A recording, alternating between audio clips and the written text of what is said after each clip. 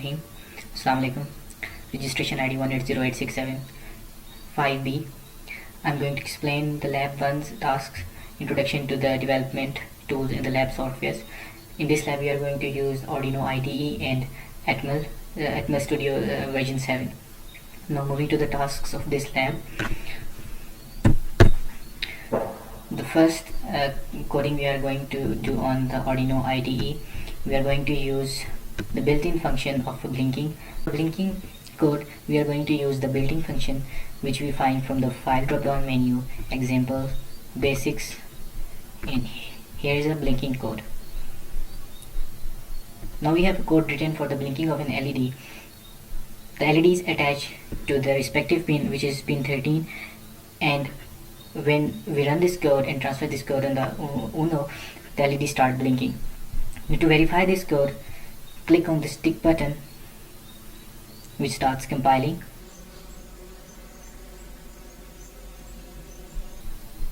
Since there is no error and we have our data compiled, and now it is ready to transfer or uploading on Uno. Now this arrow indicates uploading option to the Uno. For schematic purpose, our Arduino only accepts the hex file which we can generate from this sketch option and export it to the compiled binary. Our project is saved here and we can find its hex file here. Now this hex file is uploaded when we are using the Proteus software and simulating our project there. Our second task is to blink an LED using assembly language and to run that code on an Atmel software.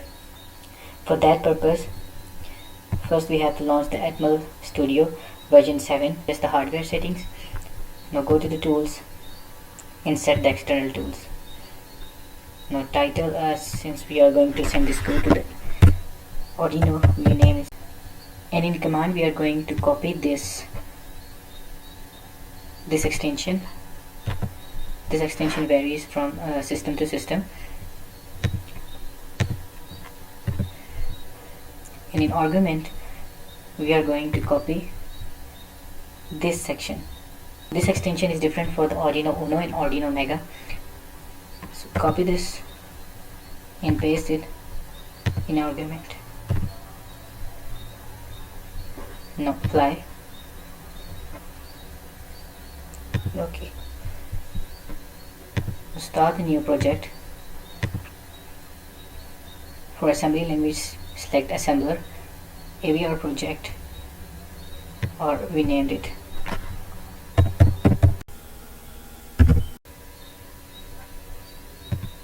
Now we have this code which is already provided to us and we paste it on our application code area. Now to build the code, click on build solution. Since our code is built successfully, now we are ready to upload it on the Arduino for the simulation process. As we know that for the simulation we need a hex file. For a hex file, we are going to click on a main.asm, right click on it, open containing folder, and in debug we find the hex code of our program. To send it to the Arduino hardware, select tools, and from this option send to Arduino, we can send it to our Arduino which is our Arduino hardware. Now we are going to blink the same LED using the C code. Now select this option, GCC C executable projects, and create a new project. Similarly, select the board which you have. We have 328 and create this project. Now we have this code provided already which we pasted here, written in a C language. Now we check it, built. Now build, debug, and upload this code and create a hex file of this code as previously described in assembly language. Now in simulation of Proteus we have this setup of our Arduino and we are going to run this simulation with our hex file we have already created in our document. To load the hex file, right click on your Arduino. Now when we run the simulation, when we press this button, the LED starts blinking. Lab 2 के task 1 में हमें जो task है वो first वाला task, इसमें store 30 in register 16 में करना है binary and display on any port.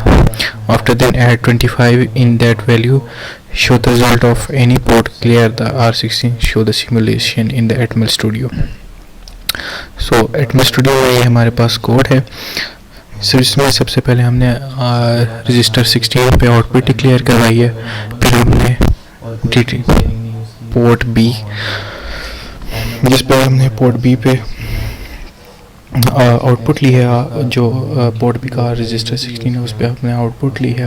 फिर हमने R16 पे लोड रजिस्टर 16 पे हमने वैल्यू 30 स्टोर करवाई है. फिर हमने उस जो वैल्यू स्टोर करवाई है उसको पोर्ट बी से आउटपुट लिया है.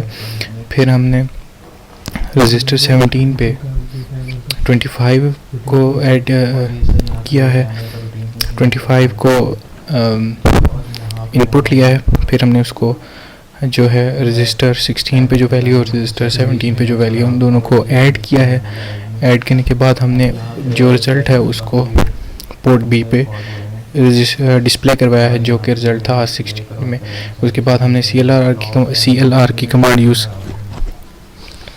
करते हुए R16 को क्लियर करवाया है और फिर आउटपुट ली है. अब हम इसको बिल्ड करते हैं.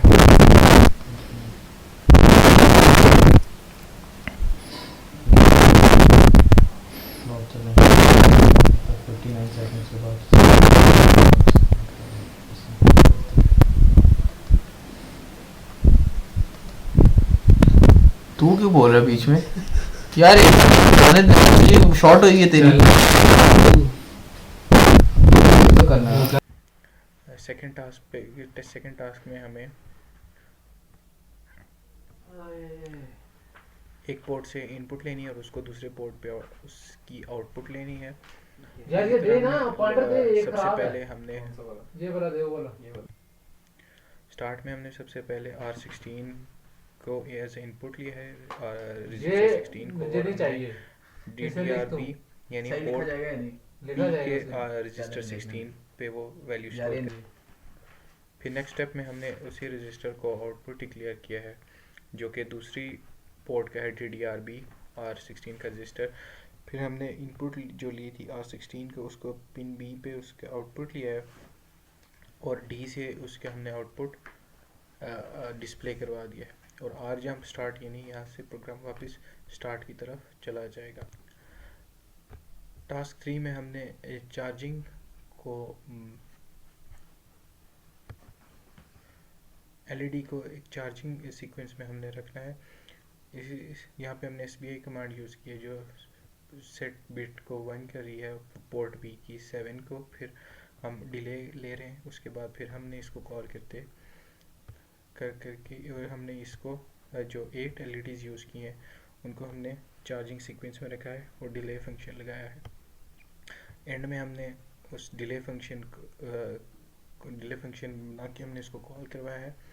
लास्ट में जो डिले फंक्शन है उसमें हमने रजिस्टर्स को लोड करवा के और वैल्यूज़ को कंपेयर करवा के उसका फंक्शन यूज़ किया है. टास्क 4 में हमने R16 DDRB से एक वैल्यू इनपुट ली और हमने उसको DDRC पे आउटपुट डिस्प्ले करवा दिया. फिर हमने R16 ऑफ DDRB पे आउटपुट ली और उसको DDRD के R16 पे आउटपुट ले लिया. अब हमने इन दोनों को कंपेयर करना है.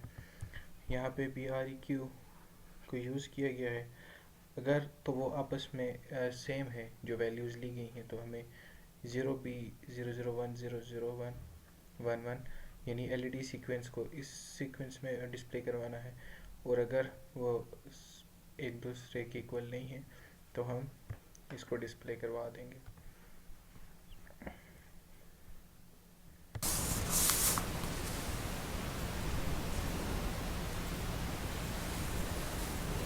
आजकल जाहिद हुसैन सारी वो ग्रेडेड कर रहा है. चला आधी आधी कर लेते हैं दोनों से यार वो स्कैन करके गिर जाना, यही वाली करते हैं. लैब 3 के टास्क 1 में हमने इनपुट को चेक करना है। अगर वो इनपुट्स हमारे पास बेटा उसकी भी इवन होंगी, अगर वो इनपुट हमारे पास इवन होंगी तो अल्टरनेटिव एलईडीज हमारे पास ऑन होंगी, और अगर वो हमारे पास ऑड होगी तो वन आफ्टर अनदर चलेगी। इसके सोर्स कोड में आते हैं। सोर्स कोड में सबसे पहले हमने वाइल का एक लूप लगाया है जिसमें DDR-B पे हमने इनपुट ली है और DDR-C से हम उसके आउटपुट ले रहे हैं। फिर हमने कैरेक्टर साइन करवाया है A, जो कि आउटपुट को डिसाइड कर रहा है। अगर आउटपुट डिसाइड कर रहा है कि अगर ये इवन है, यानी if A + 2 is equal to even, यानी वो अगर इवन है तो अल्टरनेटिंग एलईडीज को ऑन करवा दे, एल्स अगर वो नहीं है तो फिर वन आफ्टर अनदर, यानी 55 की वैल्यू पे जो उसकी बिट के इक्वल है उसको प्ले कर, उसको ऑन करवा दे। कितने पेजों की थी? मेरा ख्याल है कि 15। और ये इसकी सिमुलेशन है। जब इस पे इवन है तो अल्टरनेटिंग चल रही है, और जब इस पे हम 1 भेजते हैं यानी ऑड, तो वो वन आफ्टर अनदर चलती है। और 3 के सेकेंड टास्क में हमने ये देखने के जो हमारे पास पिन C के इनपुट पे अगर हमारे पास डिजायर्ड इनपुट आ रही है, जो कि यहाँ पे हमारे पास मॉनिटर बिट 5 पे ऑफ पोर्ट C पे अगर वो हाई आ रही है तो हमने इसको एलईडीज को ऑन करवा देना है विद जो हमारी 55 की वैल्यू आती है 1010, यानी वन आफ्टर अनदर। इसमें सबसे पहले हमने DDR-B पे इनपुट लिया, DDR-B पे हमने आउटपुट लिया, और DDR-C से हम इनपुट ले रहे हैं, यानी जिसकी पिन पे हमने चेक करना है। वाइल का लूप लगाया जिसमें हमने चेक किया अगर पिन C की जो बिट है उस पर अगर वैल्यू 5 आ रही है तो पोर्ट B पे वो 55 की वैल्यू सेंड कर दें, यानी वन आफ्टर अनदर एलईडीज को ऑन करवाए। और अगर वो नहीं है, यानी अगर वो 5 की वैल्यू नहीं है तो वो एक अल्टरनेटिंग की एलईडीज को ऑन करवाए। 4 के पहले टास्क के अंदर हमने एक 7 सेगमेंट डिस्प्ले यूज़ करना था जिस पे कंटिन्यूसली काउंटिंग रहनी थी 1 से लेकर 99 तक। हमने 8 मेगा 328P के साथ की पोर्ट D के साथ 7 सेगमेंट डिस्प्ले को यूज़ किया है। लाइब्रेरीज में सबसे पहले हमने लाइब्रेरीज को इंक्लूड करवाया है। इसमें सबसे पहले हमने लाइब्रेरीज को इंक्लूड करवा के फिर मेन में हमने एक करेक्टर डिक्लेयर करवाया है। कलेक्टर डिक्लेयर करवाने के बाद हमने जो है DDR-D से, क्योंकि हम आउटपुट ले रहे हैं, फिर हमने एक फॉर लूप यूज़ किया है जो उस करेक्टर को इंक्रीमेंट करवाता जाएगा 0 से 99 तक। और फिर हमने उसमें एक डिले का फंक्शन यूज़ किया है ताकि वो एक डिले के बाद नेक्स्ट डिजिट को डिस्प्ले करवाता रहे।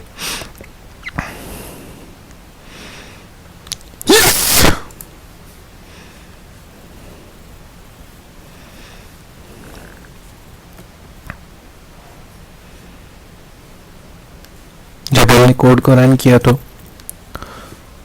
हमारे पास ये काउंट होते जा रहे हैं with the delay of 500 microsecond. ठीक हो गया।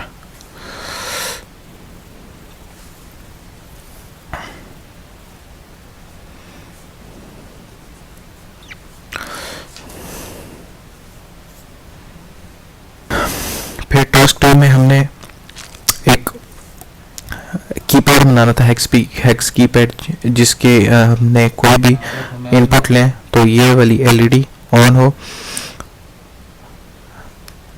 कोड की तरफ आते हैं। कोड में सबसे पहले लाइब्रेरीज को इंक्लूड करवाया गया है। लाइब्रेरीज में इंक्लूड करवा के फिर सबसे पहले हमने DDR-B से उसकी 8 जो हमने उसकी 8 इनपुट्स जो उसकी हमने वो DDR-B से साथ कनेक्ट किए जैसे हम उसका आउटपुट ले रहे हैं।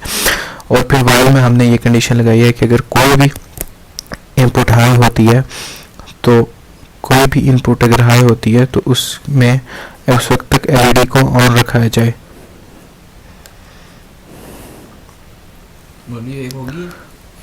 और अगर बटन प्रेस नहीं है तो वो वापस ऑफ पोजीशन में चली जाए। आपने क्या कर अंदर इसका भी काम आ गया था और मैं स्लो हो क्या तुम क्या करेगा? हमने किसी भी वीडियो नहीं बनानी किसी ने विकेट को हमने प्रेस किया और वो ऑलरेडी ऑन हुई। वीडियो कंपाइल नहीं करनी 6 की तो बनवा देना एक दफ़ा, यू आर्ट यूज आर्ट वाली, क्योंकि उसमें 4 चीज़ें हैं। लैब 7 हमारे पास बेसिकली इंटरप्ट की लैब है जिसमें हम 2 इंटरप्ट्स को इंट्रोड्यूस करवा रहे होंगे, 0 और 1, और हम उसका जो है इफेक्ट देख रहे होंगे अपने आउटपुट पे। हम जब इसको 0 इंटरप्ट पे लेके जाएंगे तो वो 0 लैब अपने वाइल लूप से निकल के इंटरप्ट 0 पे चला जाएगा, और जब हम इंटरप्ट 1 प्रेस करेंगे तो एलसीडी अपने इंटरप्ट 1 पर चली जाएगी। हमने लाइब्रेरी इनिशियलाइज करवाने के बाद हमने DDR-D पे इनपुट लिया है, और फिर हमने पोर्ट D को पे हमने उसको इनपुट इनेबल करवाया है, पुल अप इनपुट। उसके बाद हमने फॉलिंग एज और राइजिंग एज को डिफाइन किया है। EICR है और EMS के हमने यहाँ पे इंटरप्ट्स को इनेबल करवाया। फिर हम SCI को यूज़ करते हैं इंटरप्ट्स को टर्न ऑन करने के लिए। जब LCD नॉर्मल फंक्शन में होगी तो वो डिस्प्ले करवा रही होगी, यानी यहाँ पे जैसे हमने लैब 7 लिखा है तो उसमें एक वाइल लूप का फंक्शन कंटिन्यू चलता रहेगा। जब हम उसमें इंटरप्ट 0 को इंट्रोड्यूस करवाएंगे तो वो जैसे हमने ये फंक्शन यहाँ पे लिखा हुआ था वो वाइल से उसको निकालेगा और इंटरप्ट 0 के फंक्शन में ले आएगा। इसी तरह जब हम इंटरप्ट 1 को प्रेस करेंगे तो वो उसको फिर वाइल से निकले के इंटरप्ट 1 के फंक्शन में ले आएगा।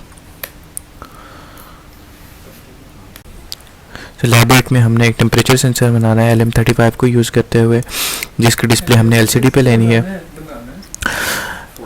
LM35 हमें एक एनालॉग इनपुट देगा जिसको हम डिजिटल आउटपुट को LCD पे शो करवाएंगे। LM35 हमारे पास AD6 पिन के साथ अटैच है और वो कन्वर्ट कर रहा है हमारा डेटा सारा डिजिटल में जो हमें डिस्प्ले हो रहा है LCD पे।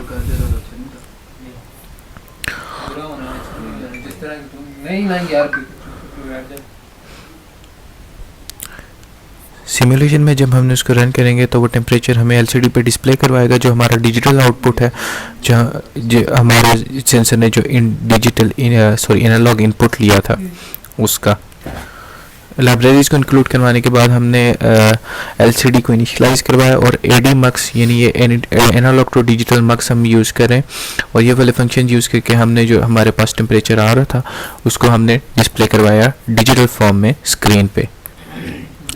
लैब 9 में हमने वेव जनरेट करने हैं with different duty cycle. Basically हम एक PWM आउटपुट ले रहे हैं अपने आर्डिनो से। जब हम उस पे 1 पुट करेंगे यानी 1 जब हम उस पे लेके जाएंगे, जब हम उस पे 1 इनपुट देंगे तो वो उस पे जो है वो 4 ड्यूटी साइकिल भेजेगा, और जब हम उस पे 0 होगी उसकी तो वो हाफ यानी 30% लेस पे यानी ड्यूटी साइकिल कम होके वेवलेंथ की ड्यूटी साइकिल में कम होगा, जिसकी वजह से उस पर कम वेवलेंथ जारी होगी। काम करो बुरा करो।